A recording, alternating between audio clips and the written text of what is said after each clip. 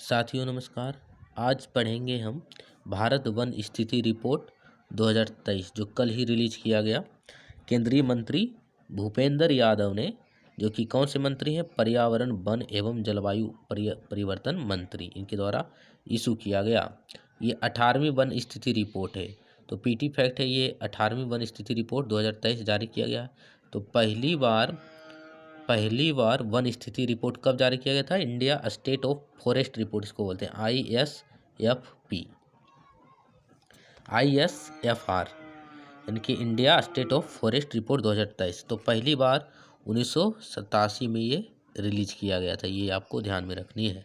Okay, तो बढ़ते हैं आगे। तो 1987 से भारतीय वन सर्वेक्षण FSI के 2 वर्ष में जारी किया जाता है। तो ये इसके पहले कब जारी किया होगा? 2021 में। 2023 में जारी किया गया, क्योंकि हर एक 2 साल में ये रिलीज होता है।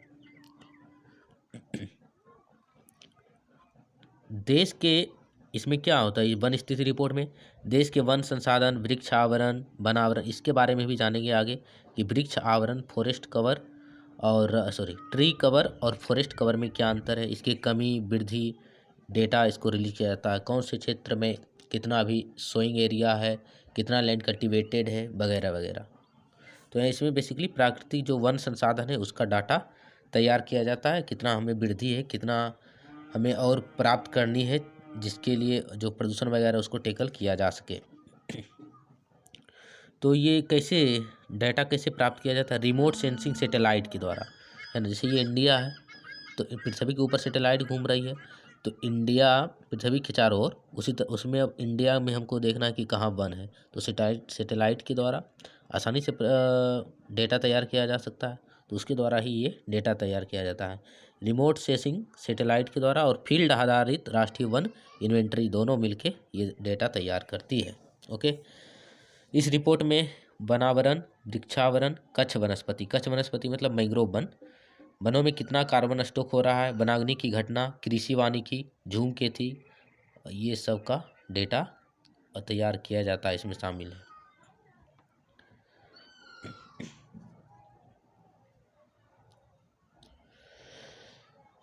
तो वन आवरण किसको बोलते हैं? वन आवरण यानी कि फॉरेस्ट कवर। तो जो ऑफिशियली कहा जाता है कि वैसा 1 हेक्टेयर का कोई क्षेत्र है। क्या है? 1 हेक्टेयर का, मान लेते हैं ये क्षेत्र है, ठीक है। 1 हेक्टेयर में कितना होता है कट्ठा में? जैसे बिहार में जमीन की पैमाइश या माप 79 कट्ठा में मापा जाता है, कट्ठा बीघा, तो 79 कट्ठा होता है, ठीक है। 79 कट्ठा में और 20 कट्ठा में 1 बीघा होता है, यानी कि 4 बीघा, है ना। तो 4 बीघा कहीं क्षेत्र है, जमीन है 4 बीघा के लगभग, वहाँ पर यदि 10% या 10% से अधिक ट्री कैनोपी, वृक्ष वितान है। वृक्ष वितान मतलब जैसे कि सैटेलाइट से ऊपर देखना है कि कितने वृक्ष है, यदि वृक्ष लंबे हो गए तभी तो वो सैटेलाइट से दिखेगा, इस प्रकार होता है वृक्ष झुरमुट। तो 1 हेक्टेयर का क्षेत्र है, यानी कि 4 बीघा का क्षेत्र है या 79 कट्ठा का क्षेत्र है, यदि इस 4 बीघा के क्षेत्र का 10% भी बड़े बड़े वृक्षों से कवर है, ठीक है, केवल 10% लैंड, तो उसको बोलेंगे वन आवरण। क्या बोलेंगे बंधुओं? वन आवरण, फॉरेस्ट कवर।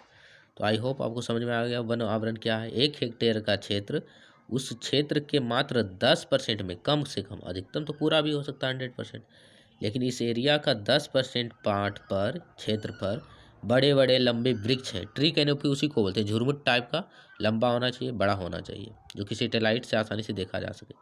तो वैसे लैंड को फॉरेस्ट कवर, वन आवरण कहते हैं।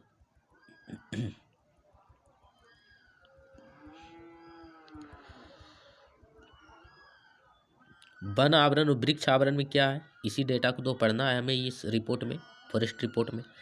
तो वृक्ष आवरण, ट्री कवर इसको इंग्लिश में बोलते हैं, सभी जगह की वृक्ष।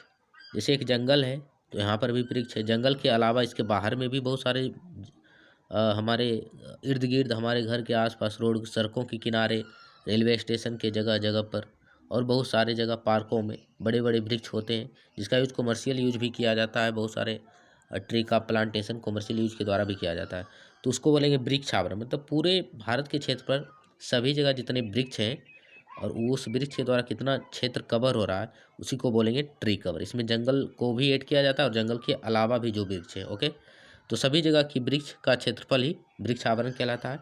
Total area of land that is covered by tree, ठीक है, ये हो गया वृक्ष आवरण। वन आवरण क्या है?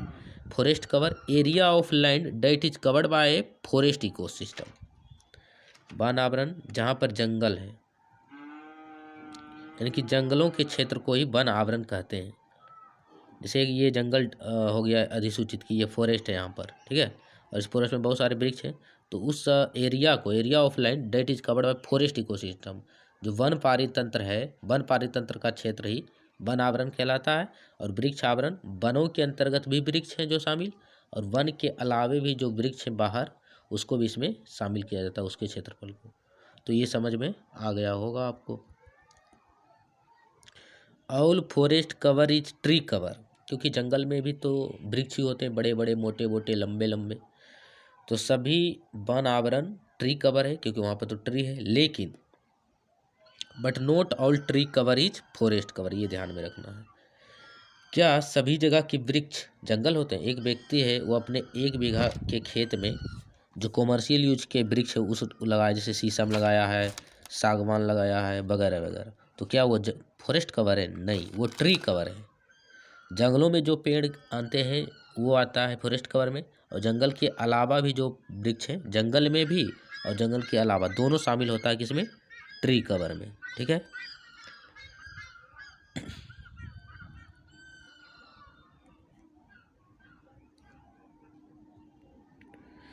मुख्य तथ्य इसके बारे में जानते हैं, एग्जाम पर्सपेक्टिव से ये इम्पोर्टेंट होने वाला है। तो पहला, कुल वन एवं वृक्ष आवरण कितना है इस रिपोर्ट में?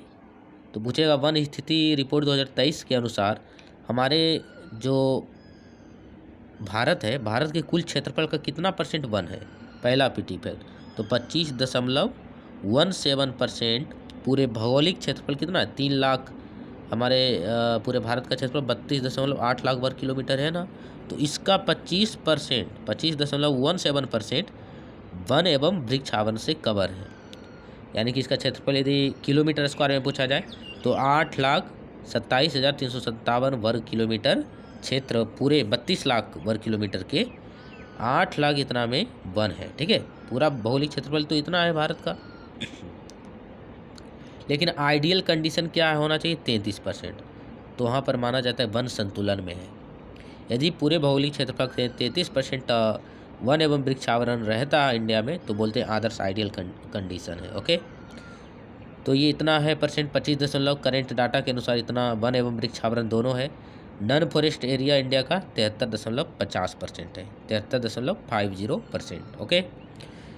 जिसमें से ये तो वन एवं वृक्ष आवरण दोनों है 25.17%, जिसमें वनावरण केवल 21.76% है, यानी कि 7,15,000 किलोमीटर में, और वृक्ष आवरण 3.41% टोटल जोग्राफिकल एरिया, टोटल भौगोलिक क्षेत्रफल का है। 2021 की वन स्थिति रिपोर्ट की तुलना करें तो कुल वन वो वृक्ष आवरण में 1445 वर्ग किलोमीटर की बढ़ोतरी या वृद्धि हुई है, इंक्रीज हुआ है इतना फॉरेस्ट कवर में, फॉरेस्ट और ट्री कवर दोनों। जिसमें से केवल वनावरण में वृद्धि की बात करें फॉरेस्ट कवर में तो 156 किलोमीटर स्क्वायर हुआ है 2021 की तुलना में, और वृक्ष आवरण, ये फॉरेस्ट कवर है और ये ट्री कवर, वृक्ष आवरण में 2021 की तुलना में 1289 वर्ग किलोमीटर की वृद्धि हुई है। तो यहाँ से इम्पोर्टेंट डाटा ये बन जाता है 1, 2 और ये 3 एग्जाम पर्सपेक्टिव से।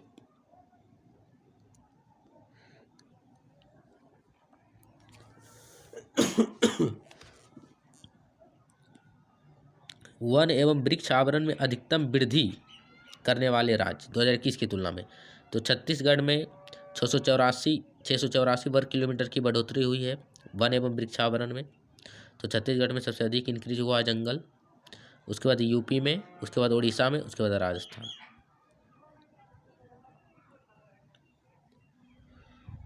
वनावरण में पूछा जाएगा तो वनावरण मतलब ओनली फॉरेस्ट कवर में वृद्धि शीर्ष राज्य, 3 ऐसे राज्य जिसमें अधिक वनों की वृद्धि हुई है 2021 की तुलना में। तो एमजेड मतलब मिजोरम, जीजे यानी कि गुजरात और उड़ीसा, ये 3 राज्य आपको ध्यान में रखना है। वृक्ष आवरण में पूछा जाएगा तो सबसे अधिक कहाँ पेड़ लगे हैं? तो महाराष्ट्र में, उसके बाद राजस्थान में, उसके बाद यूपी में।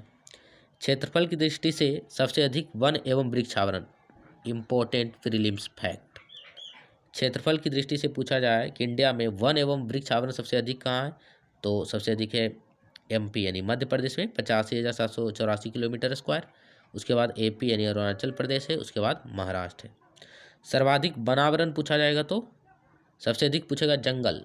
सबसे अधिक जंगल का क्षेत्रफल इंडिया में कहाँ है, भारत वन स्थिति रिपोर्ट 2023 के अनुसार तो हो जाएगा एमपी यानी मध्य प्रदेश। उसके बाद अरुणाचल प्रदेश। एपी मतलब यहाँ पर नहीं समझना आपको आंध्र प्रदेश, ओके। एपी मतलब अरुणाचल प्रदेश।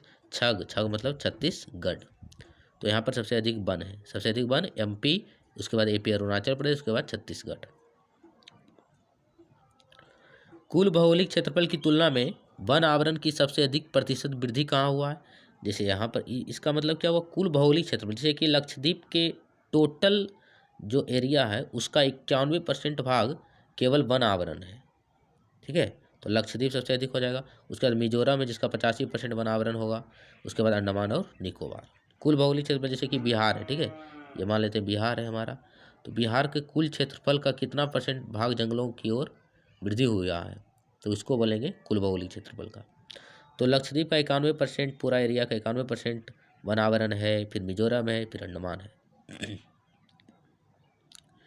91% वृद्धि हुआ है लक्षद्वीप में, सबसे अधिक प्रतिशत वृद्धि अपने भौगोलिक क्षेत्रफल। जैसे लक्षद्वीप का मान लिया जाए 10 स्क्वायर किलोमीटर या 10,000 वर्ग किलोमीटर क्षेत्रफल है, तो उसमें से 2021 की तुलना में लक्षद्वीप के भौगोलिक क्षेत्रफल की आधार पर सबसे अधिक वृद्धि हुआ है, टोटल 91%। उसके बाद मिजोरम, ओके। अगला है ISFR रिपोर्ट यानी कि इंडिया स्टेट फॉरेस्ट रिपोर्ट 2023 के अनुसार वर्तमान में 19 राज्य या यूटी ऐसे हैं, यूनियन टेरिटरी केंद्र शासित प्रदेश ऐसे हैं जहां पर 33% से अधिक भौगोलिक क्षेत्र पर जंगल है। कुल कच्छ वनस्पति कितना है, कच्छ वनस्पति मतलब मैंग्रोव जो कि तटीय इलाकों में होता है, दलदली वाले भूमि में झाड़ियाँ टाइप का होता है, और इसका बहुत ही इकोसिस्टम में बहुत ही रोल है। और इससे मेंस में पूछा जा सकता है क्वेश्चन कि जो मैंग्रोव है, मैंग्रोव एरिया या मैंग्रोव वन, वो हमारे पारिस्थितिक तंत्र में किस प्रकार महत्वपूर्ण है, तो उसका भी इम्पोर्टेंस लिखना पड़ेगा आपको। तो ये आप पढ़ सकते हैं मैंग्रोव के बारे में। तो कुल मैंग्रोव वनस्पति आवरण कितना है, 4,992 वर्ग किलोमीटर, जिसमें कि टोटल भौगोलिक पूरे भारत के भौगोलिक क्षेत्रफल का मात्र 0.15% है। कुल 19 राज्य यूटी में ऐसे 8 ऐसे राज्य यूटू यानी कि यूनियन टेरिटरी है, यूटी है, जहां पर 75% से भी अधिक वनावरण है।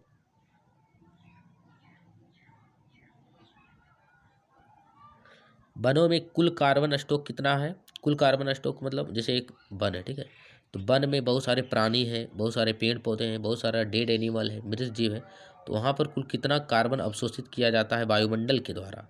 जितना अधिक वन होगा उतना अधिक कार्बन स्टॉक वहाँ पर जमा होगा, कार्बन भंडारित होगा, क्योंकि पेड़ पौधे जो प्रकाश संश्लेषण के लिए कार्बन डाइऑक्साइड गैस का ही प्रयोग करते हैं, तो उसी को बोलते हैं कार्बन स्टॉक।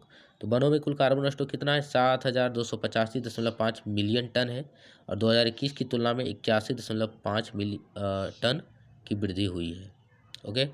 अगला है शीर्ष कार्बन स्टॉक वाले राज्य कौन है, तो मध्य प्रदेश में सबसे अधिक जंगल भी है, तो वहाँ पर सबसे अधिक कार्बन स्टॉक भी हो रहा है। उसके बाद छत्तीसगढ़, उसके बाद महाराष्ट्र।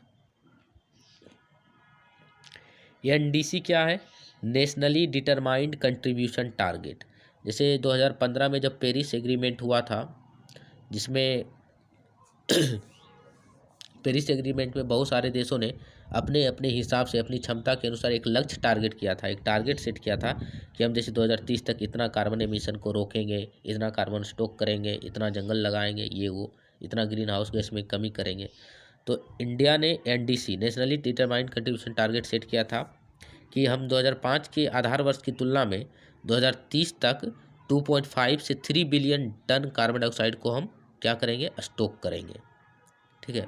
और अभी एट प्रेजेंट भारत का कार्बन स्टॉक है 30.43 बिलियन टन कार्बन डाइऑक्साइड के बराबर, और आधार वर्ष 2005 की तुलना में अभी ये कितना अधिक हो गया है, 2.29 बिलियन टन कार्बन सिंक हमें प्राप्त हो गया, उसका भंडार हमें मिला हुआ है अभी की तुलना में।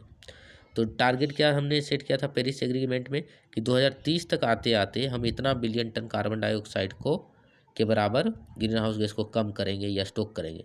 तो हम टारगेट के बहुत ही करीब हैं, अभी 2.29 है, जो कि 3 हो जाएगा आने वाले कुछ वर्षों में।